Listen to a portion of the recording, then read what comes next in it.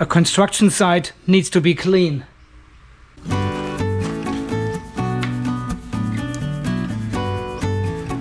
Safety first.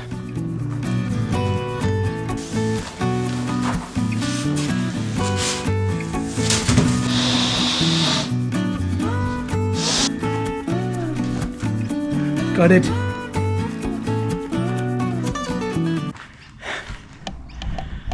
I have to park the plasterboard over here because I have to change the camera angle now. That's what I do for you.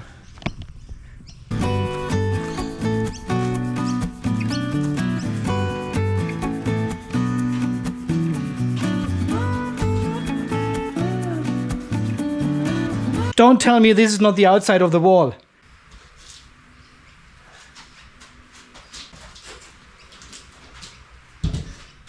First one is in. I mean, in the garage. Guys, welcome back to the off-grid garage here in beautiful, sunny, hot Australia. It is hot. I got one plasterboard in and I'm already sweating. It will be 110 amps outside today, which is about 110 amps into the battery. This is my limit I have set. I'm already on 85% and we have 11:30. Yeah, I had a good night's sleep and a good breakfast. And now I finally start working, doing something productive today.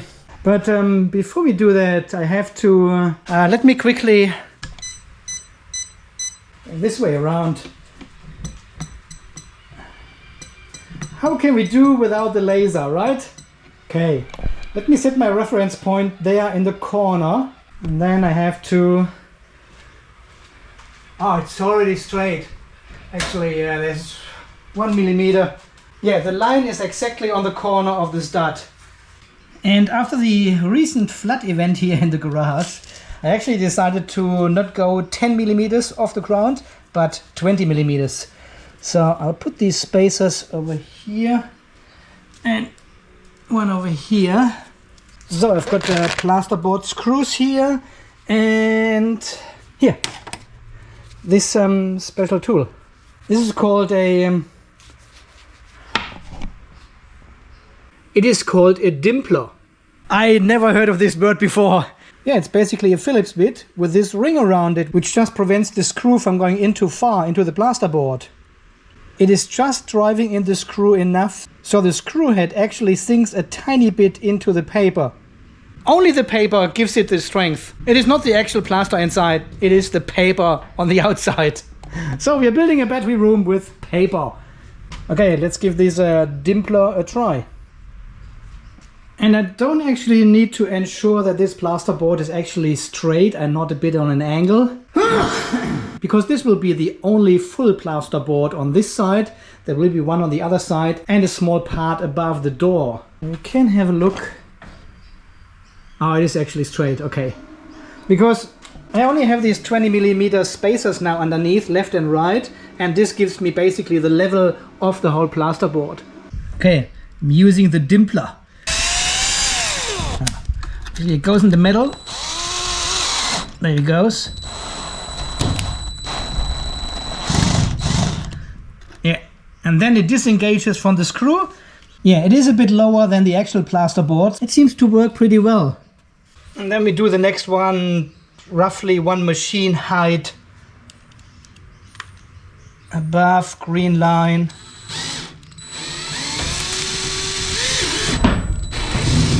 And dimple it in.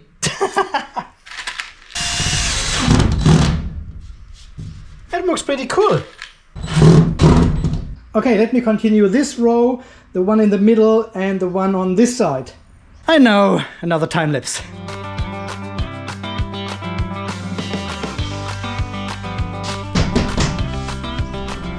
That's it. First one done. Okay, this tool is, it works, but you need to be a bit careful. Sometimes you can hear this clunk sound and you can hear actually the paper crack around it and the screw goes all the way in. See this one? It is through the paper. So you have to be a bit careful with this tool not to drive in the screws too far. Otherwise you're cracking the paper, which is holding the garage. So I've got the second plasterboard in here to form this inside corner. I'm just thinking of, I I usually would put this one now all the way up to the ceiling, and then the next one on the left starts from the bottom, and we've got this offcut at the top. So this prevents any cross sections, but I haven't put in my spray foam up there for this side of the roof yet. And once the plasterboard is up to the ceiling, there's no way to access this anymore. And on the other hand, I would really like to have a smaller piece of plasterboard up here, which I can far easier handle. I need to make the cutouts for the cable duct there and see if everything fits, and put this rubber, this EVA tape at the ceiling there where the plasterboard sits against. And this is of course much easier with a small piece of plasterboard up here. So I think I will do that. Yeah, I'll deal with the ceiling situation later than with this part here. We start with a full board from the bottom here as well. It probably doesn't matter.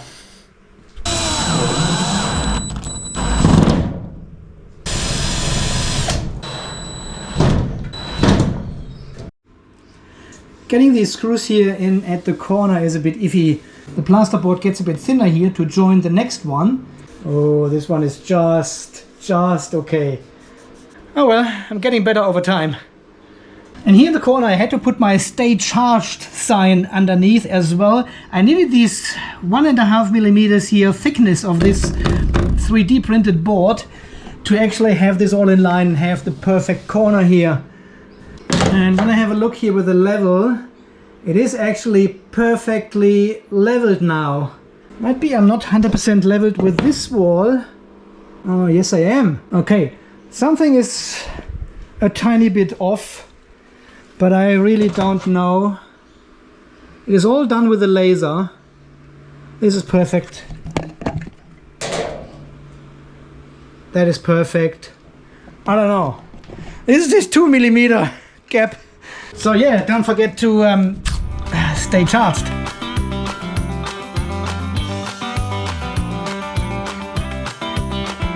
Man, I tell you what, this laser is so much easier. I'm used to it from former times, so to speak, to work with chalk lines. But the laser is just 10 times better. I know, I should link one of these down below, right? For people who still haven't got one. Comes in a little box with 4 batteries, charger and all kind of accessories, holders, magnetic stuff, wall mounts, a little scissor lift and all kind of other accessories. And I think it was only less than $80. Okay, anyway, we've got the corner ready. Huh? Yeah, but I don't know what happened here actually, because I have only one stud left and this is the one with the timber inside already. So this was supposed to go as the last one, but then what happens to all the other studs? There are 2 missing. Ah! There's nothing here. There's nothing here either. What the f? Okay, so for now I have taken out the door frame, the piece of metal which goes above the door, part of the door frame later on, and still don't know what height it needs to be. I mean, I've got the door there. Okay, I have to be brave at some stage and cut this plasterboard now. Get this door frame in the right height. So the door is 2040. 20 millimeter at the bottom, 5 millimeters on the top between door and the door frame. And the actual door frame is 20 millimeters high. So this all in total makes then 2085 from the floor. And here in Australia you cannot adjust these doors. Once they are in, they are in. They're using like 30-year-old technology for these doors. 2085, that's where the marker is. On both sides. So let's see if it is straight. It's supposed to be. Could be a tiny bit. But that's fine, you know. I've got 5 millimeters to play later. So I can adjust the door frame. Or I'm using the GoPro to knock up the door frame. Yeah, that's better. Okay, let's screw it in before it moves again. And here's our door frame. And it is still leveled. Feels good to finally make a decision.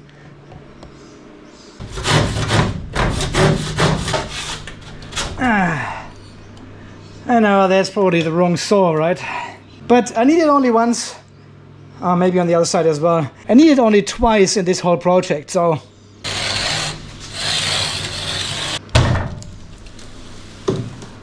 Oh, there's my door.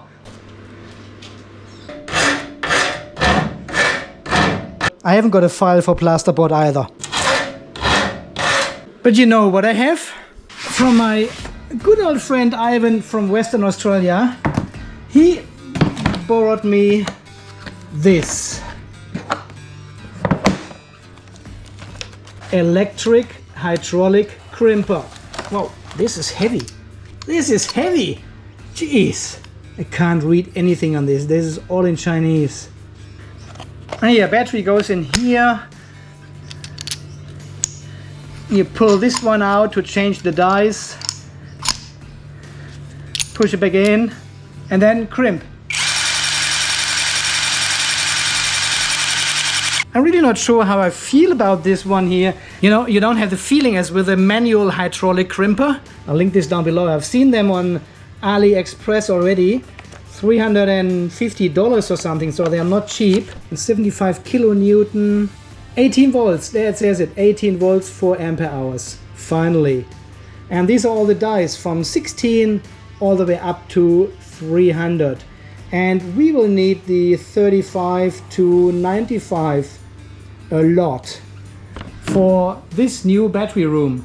Yeah, that's why Ivan was so kind to borrow me this one here, because we will do a lot of crimping very soon. So thank you very much, Ivan from Western Australia, for sending this one over. It will come in handy very soon. Thank you very much. It is just borrowed, it is not mine. And question to all Bob the Builders. Should I use this metal inside corner trim or angle trim, or what do you want to call it? Or should I use folded joint paper? Paper or metal for the inside corner? Leave your comments down below. I also want to know why.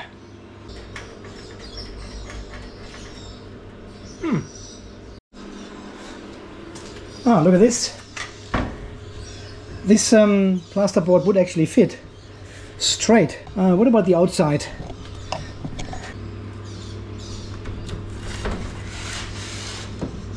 Same, it will fit. It is a bit bended, but that should be fine. And pretty much the same over here. There's no step here. And the same for the inside.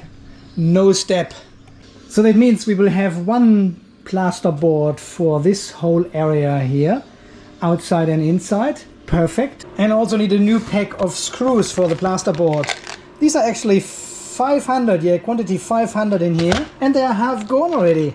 And I put 2 sheets on here. Yeah, definitely go with the 1000 pack this time.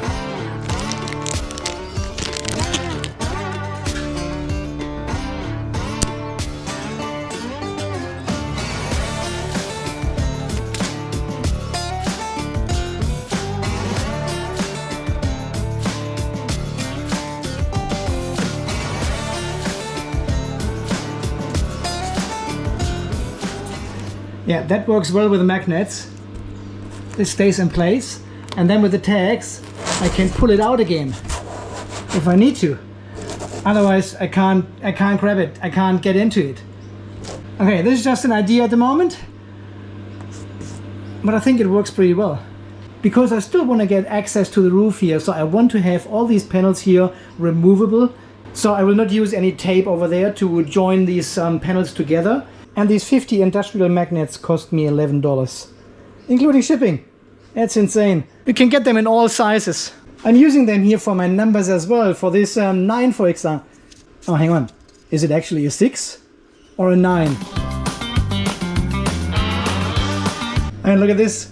The magnets are holding actually the panel here on this metal beam here in this position. That's how strong they are. Insane. Pretty good.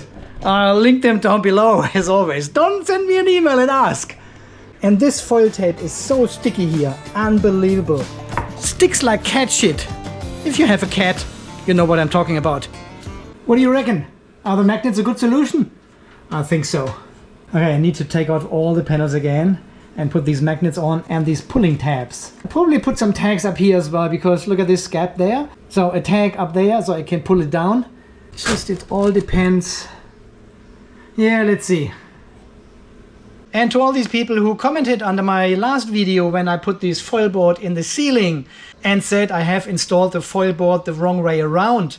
The silver side goes up, the green side goes down. And to all the other people who have liked these comments, well, you haven't read the Foilboard website. And you go to installation guide and you look for garage, shed or garage insulation. And there is the installation guide. So it is only a one-page document. It is very easy to install. And here on the first picture, you can already see that the green side is actually on the outside where the insulation is in the wall. So the silver side is inside. And if you scroll a bit down, down, you can see further pictures. Silver side is inside. And look at this roof ceiling here. Silver side down. And here in these 5 easy to understand points, it actually says install Foilboard silver side as the finish to brighten your shed or garage space. Now guys, with this Foilboard it doesn't, I can't reach it actually at the moment, hang on, maybe I can show you here. This silver foil on this side is the same as on the other side. It is like a metal foil, the same as on the other side here. Just this one is green and has this grid to cut it easily. And this one is silver. It's the same material on both sides. And yes, the silver side may reflect the heat a little bit better than the green side, but the difference is so small, it actually makes no difference. So hence we're going with the bright silver side to the inside. Looks much better. But as always, thank you very much for your comments. I really appreciate it. Do you happen to know why there is exactly 76.2 meters on this roll?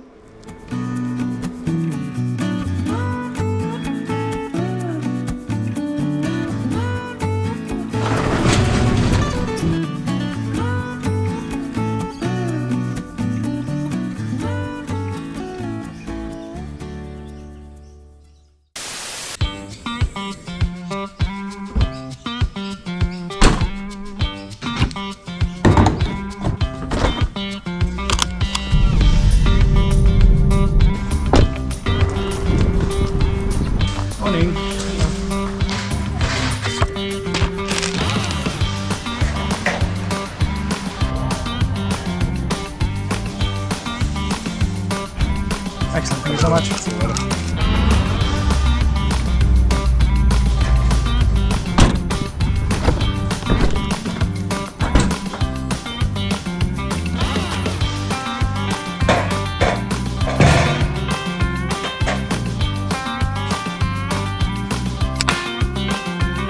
Yeah, that's much better.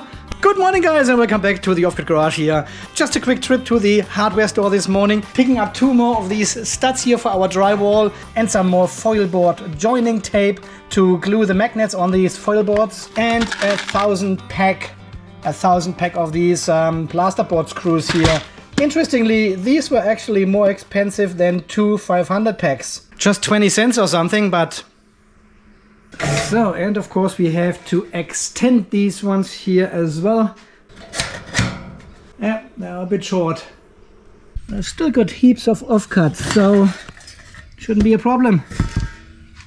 Quick status updates. We've got limited 112 amps outside. I'm also recharging the Tesla to 50% from our trip to the hardware store. Okay, let's get back to work. It'll be another hot and sweaty day today.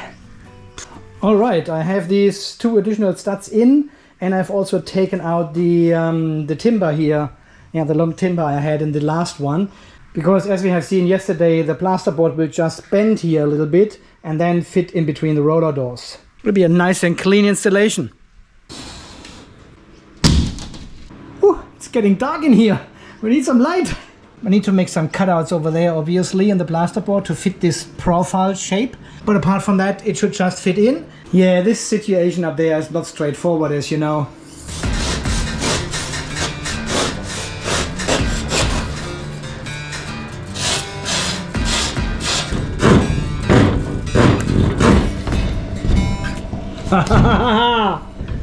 Now we are cooking. Jeez. That took me now 45 minutes to get this all in here, but now it sits perfectly snug fit to the roller door situation up here. So this is the removable middle track for both roller doors, yeah, left and right there.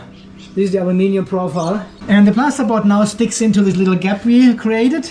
We still have some play here, which is good, because when the roller door shuts, it actually needs some play to, well, to realign inside these two tracks, left and right, on this side and on this side. And it still needs some movement, so this is still, that is so good.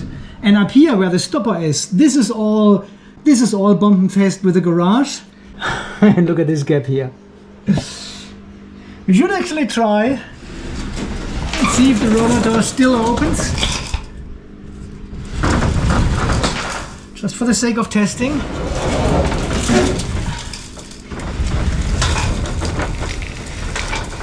It does. It does. And it doesn't scrape, nothing. There's probably like 5-6 millimeters gap. It still works. See, this is the track and it needs a bit of movement to actually follow the roller door again. So that is pretty cool. All right. Well, I won't be able to paint or something or put any screws in there at all, nothing. We are overlapping half of the stud here, and now we can make one which goes exactly in this little gap. Yeah, closes this wall all together. That still fits. See, it sits here between this timber we put in. It's all nice as we have planned it. Very good, very good. At this stage I'm not sure if I put another stud in here somewhere, because well, one of these will definitely not fit, because the outside wall is a bit on a curve and goes inside here, so there will be some timber, whatever, I don't know yet. So I think I screw it to these 3 studs first now, and then we think about everything else. But for now, this looks good.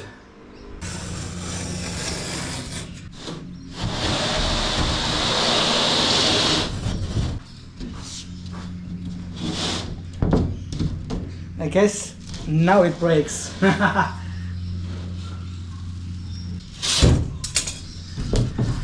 Okay, this one.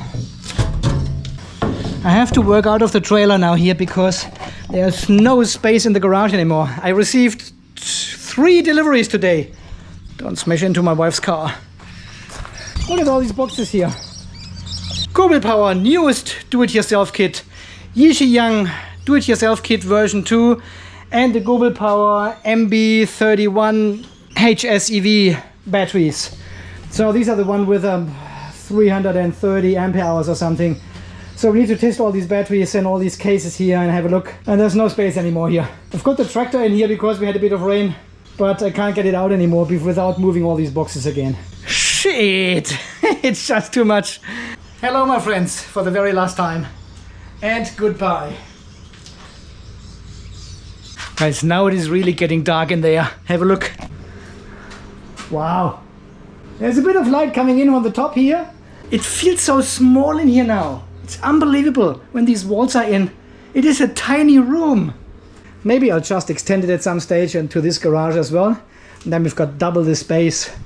We can put more batteries in. 100,000 kilowatt hours. That's the goal. And in the final step of the inside walls, I mean, apart from all these bits and pieces up there, I want to put in this last piece of plasterboard of drywall here on the inside. We need to squeeze it in between these studs and the battery case. It will go exactly in this corner.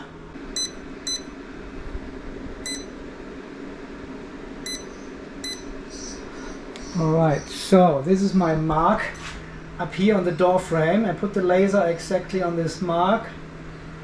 239 centimeters, of course. I measured this height there, I measured this height on the other side, and then we've got the angle, and I measured twice.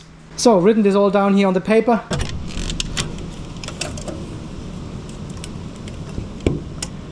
Two, 370. It is right over here. Shit, I can't cut it in here. I can't cut it in here. I have to take it in the garage first and then cut it.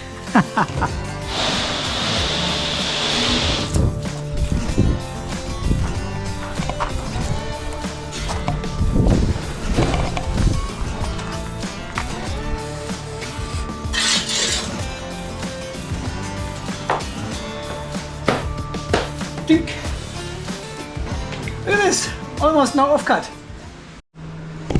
Alright, first of all I have to clean this corner down there and get some light in here so you can actually see what's going on. Spider webs and shit. And look at all this dust. Oh yes, we've got light here.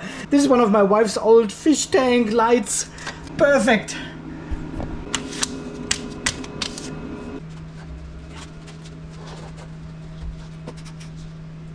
But here this is all nicely flush.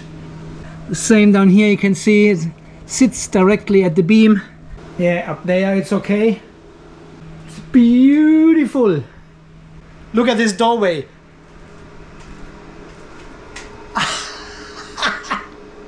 I'm saving myself some screws. We don't need this wooden stud in this frame anymore. We've got one for the door, left and right. Probably put one over there as well, but we don't need one here because the plasterboard will go in one sheet all the way, so there's no extra support necessary here. And I probably cut a small strip of this plastic PE material here, which we have between the floor and the metal, and stick this here to the plasterboard from the inside like this all the way to the floor. And the reason is I can put some silicone against it from the other side, and the silicone doesn't fall out because I cannot reach in between there from this side. I have to do everything from this side. But yeah, because this is a 20mm gap here, the silicone will just fall out. So I thought I put this material as a barrier underneath, and then we can use some silicone on the other side.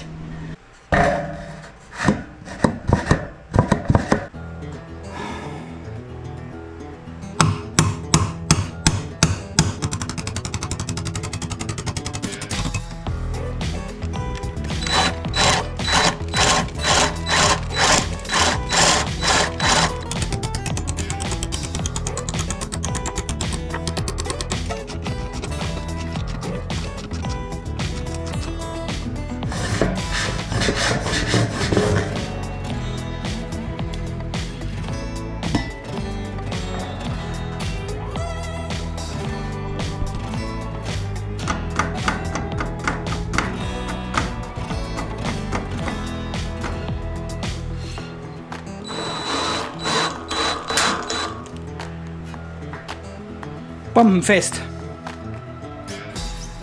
Use 2 screws here on the underside going in 45 degrees into this piece of timber, and over here just 2 plasterboard screws holding it in this stud. And this is pretty bombenfest. I just felt I need some kind of support because they are fairly far apart, and when I do some work here on this part of the workbench I may bump into it with my elbow, and this makes it far more rugged now. I've also turned on this downlight again here to see what the atmosphere is in here, and I must say it is actually pretty bright here in this corner, especially where the light is, and thinking of having 2 more of these lights in here. I think it should be bright enough actually. Yeah, I definitely leave the lighting situation until the very last. Finish the room first and then we talk about the lighting. So I'm still not sure what to do. So for a while we won't see the USB charger in the battery shelf anymore. I think I found a pretty good solution actually. One of you guys left a comment under one of my videos and suggested that. And yes, I will go with this idea. So let's see if it works. Alright my friends, it all looks good. So I have managed to get this piece of timber in here as well. It's not fixed yet. So I have to fill out this gap down there with silicone first, all the way, and because, well, I cannot really mount it to this piece of timber over there, cannot access it from the other side. So the idea was to use a bit of foam in between the battery shelf and the plasterboard, and take my metal bar and push it all the way into the corner, so it actually pushes the plasterboard against this piece of timber there. Put a bit of silicone in between, and later on I can get a hook and get this foam out again. So that's the plan of attack.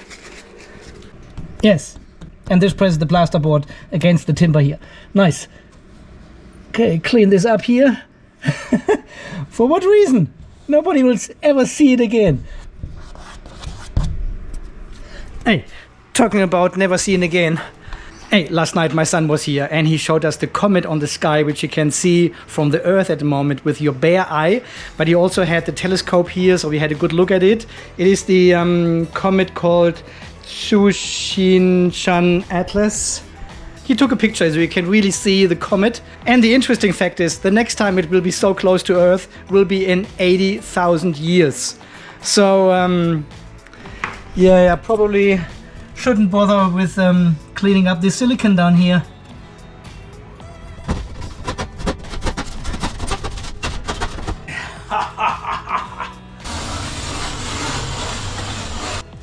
Ooh. Shitty. So I've cleaned up the room as much as possible with a vacuum cleaner, all this dust. And this is how far we are. Got the inside walls almost done. These ones should be fairly easy because they're easy to handle, they're not as heavy. Smaller pieces over there, a bit of puzzling. Small piece there, triangle up there. So this took me now 4 days, a couple of hours each day. Yeah, that's pretty much the first time I'm doing this work. I know what to do, but doing it yourself, it is always a bit different. And then with these special occasions there, roller doors, battery shelf. Yeah, but it all looks good, I think. 9, 7, 6, 8, 5. Thank you very much for almost 97,700 subscribers. That is freaking awesome. Alright guys, as always, thank you so much for watching. Thanks for all your amazing support here. Welcome to all the new subscribers. Thank you for all your contributions, for buying me a beer, a coffee, becoming a channel member, sharing, liking, commenting, all this kind of stuff. Thank you so much guys. Without all this, these videos wouldn't be here. And I wouldn't be sweating like this on a Sunday morning. And thank you so much for sticking with me in this very difficult phase of my life here, building this insane battery and system room inside the garage. It sometimes feels a bit like building this battery shelf again, you know. It just didn't want to end. There was more and more and more work involved. But then at some stage, I could actually see the end of the tunnel. Not the light. Just the end of the tunnel. There was no light. And this is the same here with the room. I just need to keep going. So thank you very much for sticking with me. And until the next video guys, when we do some more battery and BMS related videos again. Until then, you stay charged, stay safe, and thanks again for watching. See you then. Bye bye.